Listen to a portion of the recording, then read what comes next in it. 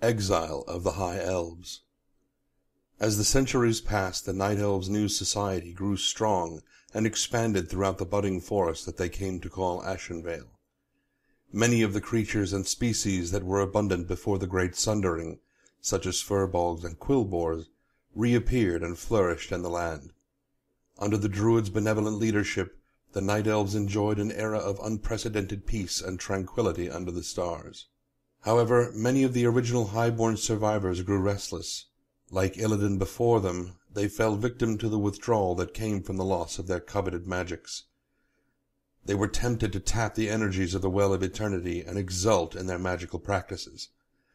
Dath'remar, the brash, outspoken leader of the Highborn, began to mock the Druids publicly, calling them cowards for refusing to wield the magic that he said was theirs by right.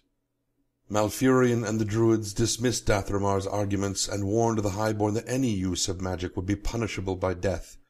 As an insolent and ill-fated attempt to convince the Druids to rescind their law, Dath'remar and his followers unleashed a terrible magical storm upon Ashenvale. The Druids could not bring themselves to put so many of their kin to death, so they decided to exile the reckless Highborn from their lands. Dath'remar and his followers, glad to be rid of their conservative cousins at last, boarded a number of specially crafted ships and set sail upon the seas. Though none of them knew what awaited them beyond the waters of the raging maelstrom, they were eager to establish their own homeland where they could practice their coveted magics with impunity. The Highborn, or Kel'Dorai as Ashara had named them in ages past, would eventually set shore upon the eastern land men would call Lordaeron. They planned to build their own magical kingdom, Kel'Thalas, and reject the Night Elves' precepts of moon worship and nocturnal activity. Forever after they would embrace the sun and be known only as the High Elves.